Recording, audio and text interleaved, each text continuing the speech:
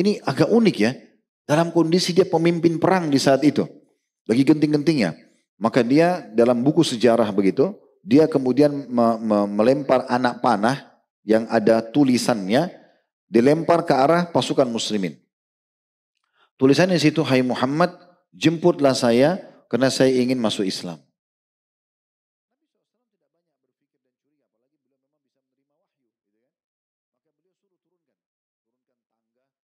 Kita akan membahas pada hari ini kisah seseorang yang sangat unik. Seseorang yang sangat benci dengan Islam. Bahkan dia keluar untuk menaklukkan kota Madinah dan juga memimpin sukunya. Dan menggerakkan dan memotivasi pasukan orang-orang non-muslim untuk merebut kota Madinah dan membumi hanguskan Madinah itu, dibagi-bagi nantinya, dan juga menawan serta membunuh Nabi SAW dan kaum muslimin. Walaupun itu tidak mungkin terjadi. Tetapi orang ini keluar seperti itu niatnya. Dan di puncak-puncaknya penyerangan dan pengepungan kota Madinah, Allah subhanahu wa ta'ala membuka hatinya dan mendapatkan hidayah dan dia bisa masuk Islam. Nah, ini kejadian yang sangat luar biasa.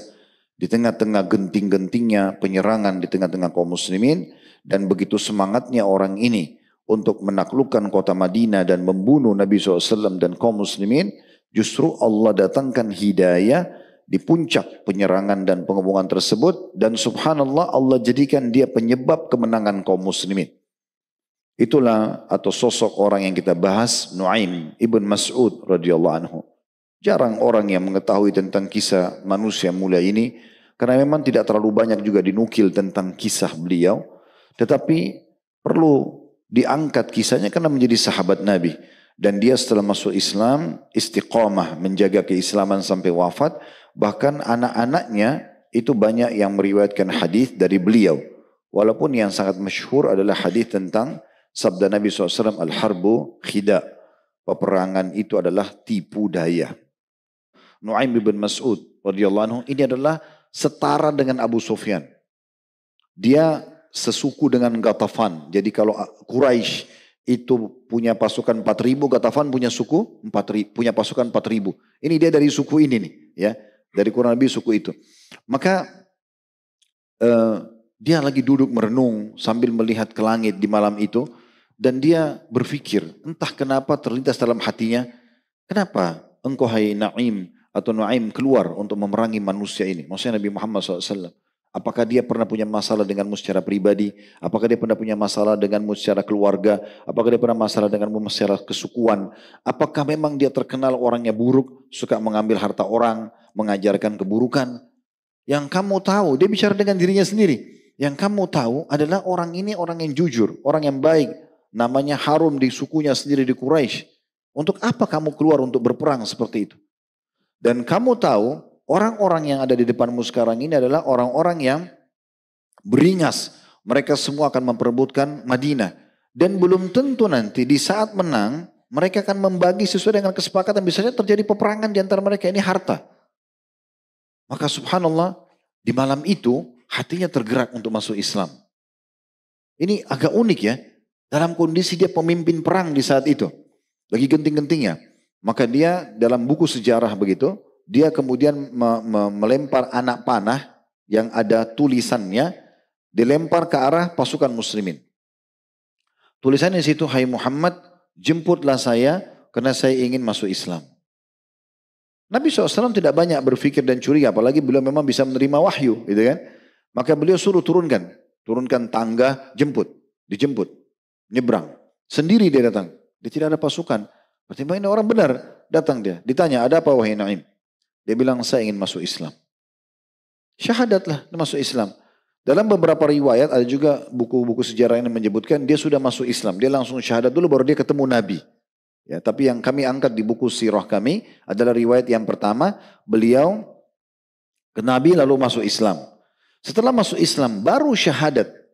Ini bayangkan dia bagaimana Allah bisa balikkan hati seseorang kalau hidayah sudah datang gitu ya.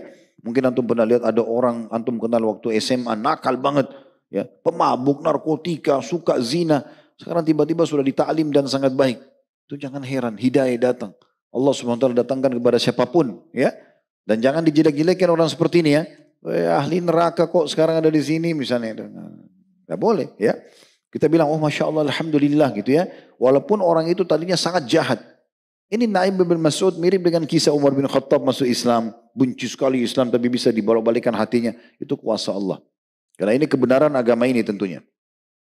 Maka pada saat itu Nabi SAW bantu dia syahadat. Dan hitungannya ini hitungan menit, detik, sebentar gitu ya. Setelah itu langsung Naim mengatakan, ya Rasulullah, perintahkan saya. Apa saja silakan, perintahkan. Kata Nabi SAW, wahai Nuaim, kamu adalah satu dari sekian banyak orang. 10.000 orang, kamu satu orang.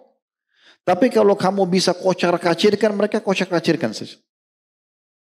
Lalu kata Nabi SAW, ini hadis yang masyhur, al-harbu khida. Perang itu adalah tipu daya. Salah satu tempat yang umat Islam boleh berbohong itu di peperangan. Misal antum ditawan oleh musuh, ditanya, berapa jumlah umat Islam? Oh enggak, saya harus jujur, 2.000 saja. Enggak, 20.000. Biar musuh takut. Itu yang dibolehkan dalam hadis, gitu kan? Maka Nabi SAW mengatakan, kocar-kacirkan mereka. Dia bilang, baik ya Rasulullah. Ada banyak riwayat di sini, ada yang mengatakan, kalau gitu ya Rasulullah, saya harus berbohong. Ada riwayat yang lain mengatakan, akan anda lihat terjadi sesuatu yang menyenangkan anda ya Rasulullah. Dia turun kembali, dia pergi ke sana. Subhanallah, dia tidak pakai nunggu teman-teman sekalian. Nah ini kita akan masuk ke kisah bagaimana dia mengocar-ngacirkan pasukan Ahzab dan bagaimana umat Islam menang karena perannya dia. Namun sebelum kita masuk sana kita akan sebutkan nasab beliau dulu. Ya. Nasabnya adalah dijulukannya Abu Abdurrahman karena anak pertamanya Abdurrahman. Setelah masuk Islam, orang-orang Quraisy tidak pernah kenal namanya Abdurrahman sebelumnya ya.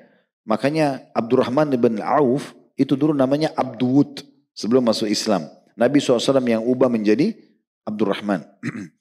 Dia nanya, julukannya Abu Abdurrahman, Nuaim bin Mas'ud bin Ghafil Al-Hudhali. Al-Hudhali bagian daripada Ghatafan, kata sebagian ahli sejarah. Jadi tidak terlalu panjang nasabnya yang kami dapatkan. Tapi cukup sampai situ. Nuaim bin Mas'ud bin Ghafil Al-Hudhali. Dan dalam buku-buku saya coba cek ya. Saya tidak temukan nama istrinya. Ya, lebih lanjut nama ibunya. Seperti tokoh-tokoh sahabat yang lain. Karena memang hampir semua menyebutkan hanya kisah dan peran besar beliau. Setelah masuk Islam mengocar-ngacirkan pasukan Ahzab gitu ya. Nanti akan kita sampaikan kisahnya. Namun kita berhasil menemukan nama-nama anak-anaknya. Yaitu Abdurrahman, seperti tadi disebutkan julukannya Abu Abdurrahman dalam buku-buku menukil biografi tentang sahabat. Kemudian juga dari riwayat-riwayat hadis yang menukil tentang perkataan beliau, Nabi SAW bersabda, al-harbu khida, perang adalah tipu daya. Itu ternyata anak-anaknya. Ada anaknya yang bernama Salama, ada anaknya yang bernama Zainab, ada anaknya yang punya julukan Ummu Sabir. Nah saya berpikir kemungkinan besar Ummu Sabir ini adalah Zainab itu sendiri. Ya. Jadi kalau kita simpulkan sebenarnya nama anaknya 3, Abdurrahman, kemudian Salama dan juga Zainab. Ummu Sabir ini dinukil dalam beberapa riwayat dikatakan dari Ummu Sabir ya, binti Nuaim bin Mas'ud. Dan dalam riwayat yang lain Zainab binti Nuaim bin Mas'ud. Maka kemungkinan besar orangnya sama. Tapi terlepas daripada itu semuanya, ini memang adalah yang bisa kita temukan tentang nasab beliau. Baik teman-teman sekalian, yang terjadi, Nuaim bin Mas'ud radhiyallahu anhu pulang. Yang paling pertama dia datangi di waktu itu adalah bentengnya Quraidah. Karena ini yang paling berbahaya ini. Dia datang ke sana, kemudian dia minta izin masuk. Malam itu juga. Maka dilihat Nuaim, dibukakan pintu. Kenapa? Karena Nuaim ini partner bisnis mereka. Dia dulu waktu sebelum masuk Islam sering bolak-balik Madinah dan memang punya akad kerjasama. Partnernya mereka ini makan minum sama-sama, mabuk sama-sama, memang sama alamnya orang-orang Yahudi ini. Maka masuk diizinkan. Begitu masuk kata Nuaim bin Mas'ud, wahai Quraidah, kalian kenal siapa saya kan? Mereka bilang iya. Kalian percaya kepada saya? Ya tentu. Kami tidak pernah mengetahui kecuali kebaikan dari kamu. Dia bilang kalau gitu saya ingin menyampaikan sebuah informasi pada kalian tapi kalian harus merahasiakannya. Mereka bilang baik, kami setuju. Nuaim bin Mas'ud cuma menyampaikan sebuah ide saja. Dia bilang, kalian ini tinggal di Madinah bersama orang itu. Maksudnya Nabi Muhammad SAW. Bersama orang itu. Sementara sekutu-sekutu kalian dari pasukan Ahzab ini, orang dari luar Madinah semuanya. Kalau mereka melihat peluang untuk merebut Madinah ada, mereka akan bertahan. Karena mereka memang mau jadikan Madinah sebagai rampasan perang mereka. Tetapi kapan mereka gagal, mereka nggak bisa menembus, dan sebagaimana kau lihat mereka sudah puluhan hari, waktu itu sudah 43 hari tepatnya. Ini mereka belum berhasil. Dan pastikan istri dan anak mereka ada di kota-kota mereka. Mereka akan pulang meninggalkan kalian. Sementara istri dan anak kalian ada di kota ini. Dan kalau mereka sudah meninggalkan kalian wahai Quraidah, secara otomatis kalian akan habis dibantai oleh Muhammad. Tidak mungkin kalian mampu melawan muslimin. Karena kalian tahu itu kekuatan muslimin. Lalu apa saranmu? Kata pimpinan Quraidah.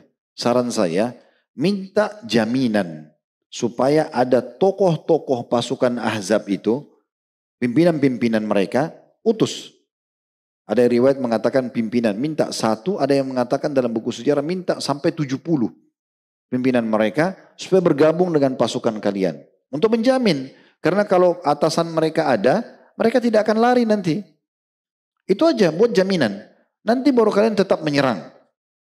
Kata suku Quraidah, ide yang bagus. Tidak menunggu dia turun dari benteng itu, langsung dia pergi kepada Quraisy. Lalu dia mengatakan, wahai Quraisy, kumpul Abu Sufyan dan teman-temannya semua.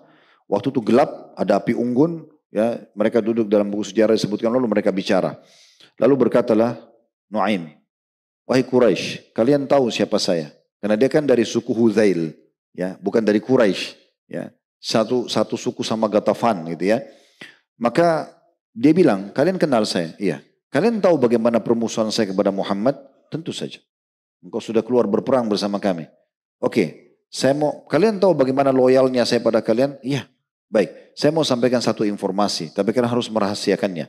Mereka bilang, oke, baik. Apa itu? Karena ini masa-masa peperangan. Ya. Maka dia mengatakan, telah sampai kepada saya informasi, kalau suku Quraidah akan berkhianat. Mereka akan menulis kesepakatan, memperbaharui kesepakatan damai mereka pada Muhammad. Dan untuk membuat Muhammad menerima itu, mereka akan minta tokoh-tokoh kalian diserahkan pada mereka, kemudian dijadikan jaminan. Ada beberapa buku sejarah mengatakan mereka janji sama Muhammad akan memenggal leher mereka sebagai jaminan kalau mereka akan setia. Karena mereka istri anaknya tinggal di Madinah. Kalau kalian pulang, mereka nggak ada jaminan, maka mereka butuh jaminan itu. Maka orang-orang Quraisy mengatakan, kalau begitu kita harus berhati-hati dari orang-orang Yahudi ini.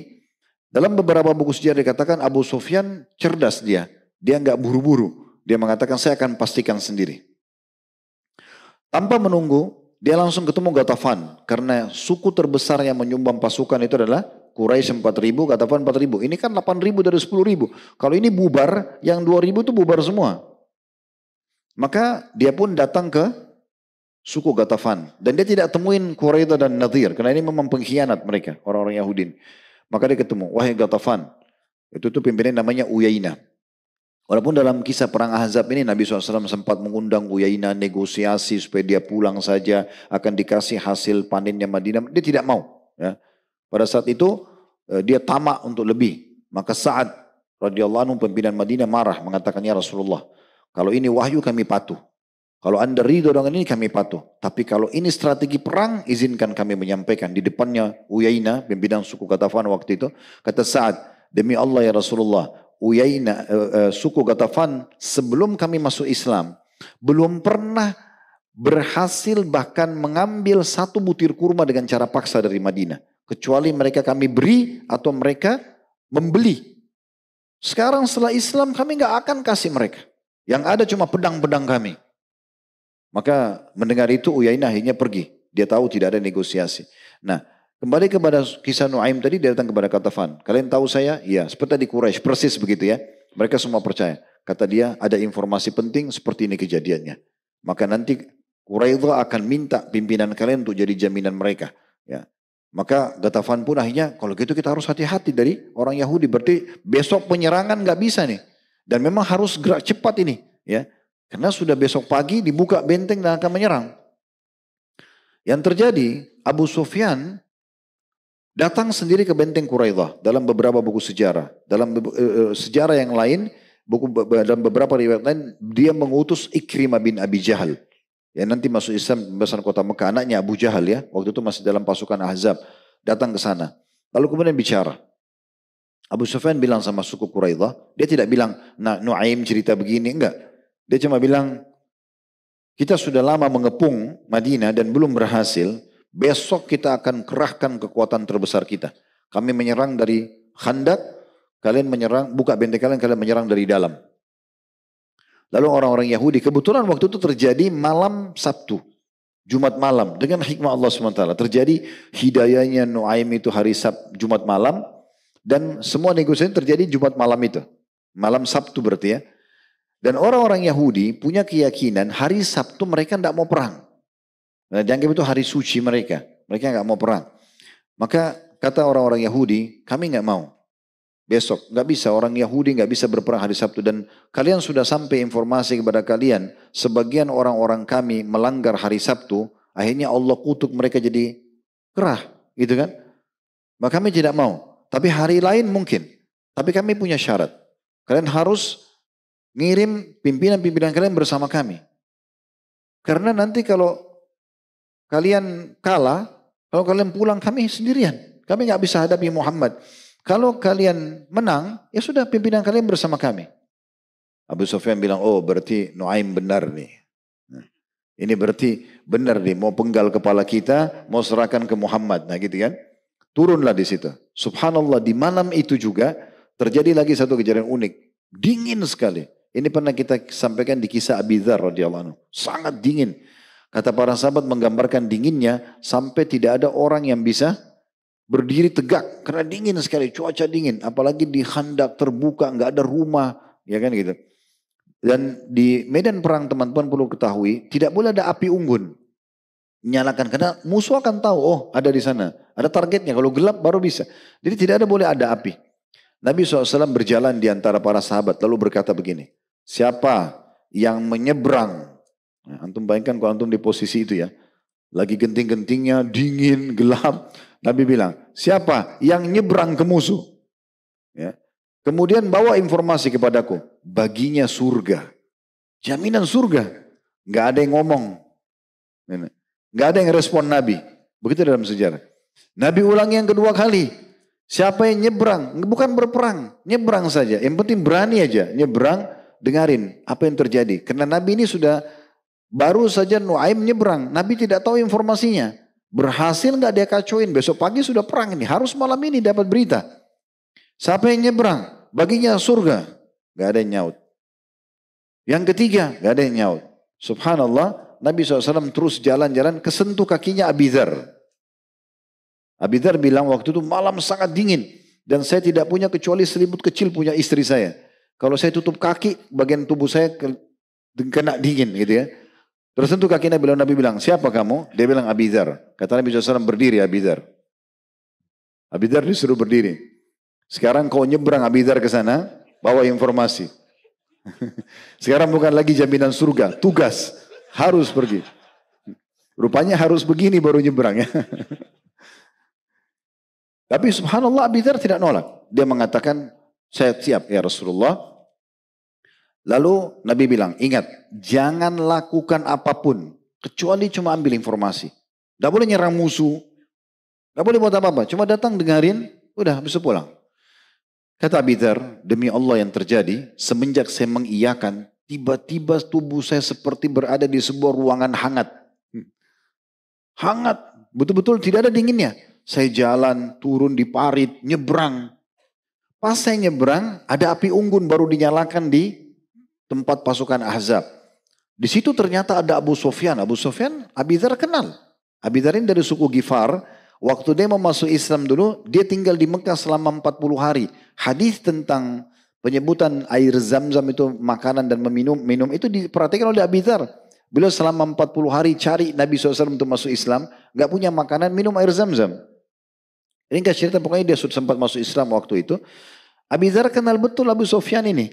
Tahu fisiknya, tahu segala macam.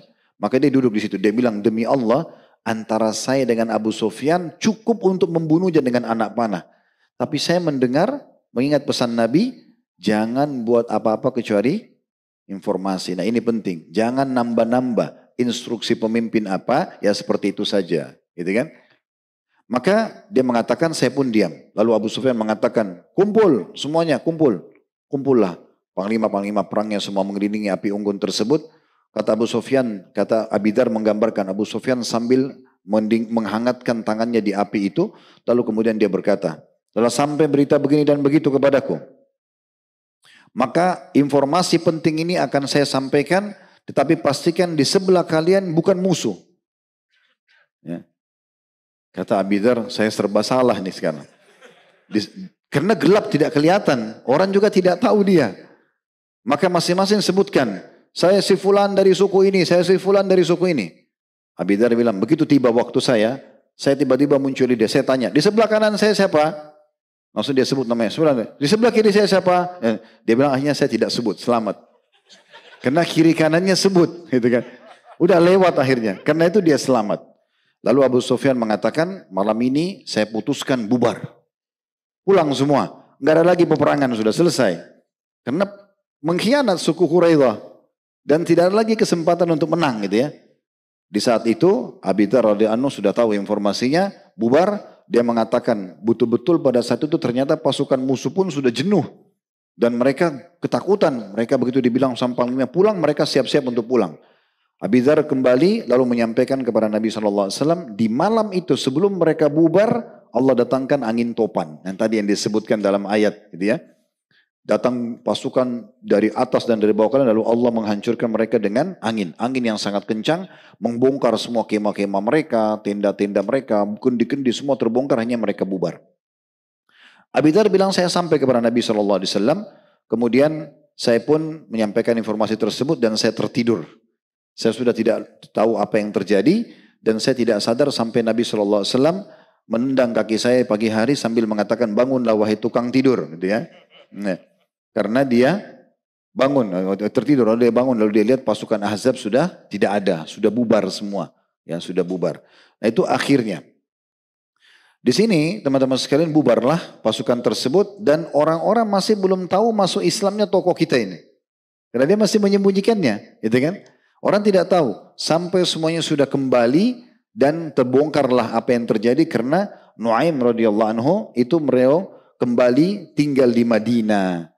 Kembali tinggal di Madinah dan tersebarlah beliau masuk Islam. Dan pada saat pembebasan kota Mekah, Nabi SAW memberikan kepada dia bendera suku Ghatafan. Ya. Nah, suku Ghatafan masuk Islam pada saat pembebasan kota Mekah. Maka pada saat itu dia memegang bendera. Lalu Abu Sufyan bertanya, siapa yang memegang bendera itu? Kata mereka, itu adalah Nuaim bin Mas'ud. Kata Abu Sufyan, sungguh buruk apa yang dia lakukan kepada kami pada saat perang Ahzab. Ya, karena menipu mereka gitu ya. Menipu mereka. Dan itu semua tentu kisah panjang lebar tadi ini teman-teman sekalian. Itulah yang disebutkan kalau di buku kita dari halaman 83 sampai di akhir daripada kisah kita ini ya. Kemudian juga disebutkan di situ bahwasanya beliau meninggal radhiyallahu anhu itu setelah perang Jamal di masa khilafahnya Ali radhiyallahu anhu. Jadi beliau masih hidup setelah Nabi SAW meninggal, masih di masa Abu Bakar, Umar, Uthman. Di zaman Ali beliau meninggal. Pada saat terjadi peperangan unta yang dikenal dengan perang Jamal. Itu ada kisah sendiri tidak kita bahas sekarang. Tapi yang jelas beliau wafat dalam keadaan muslim.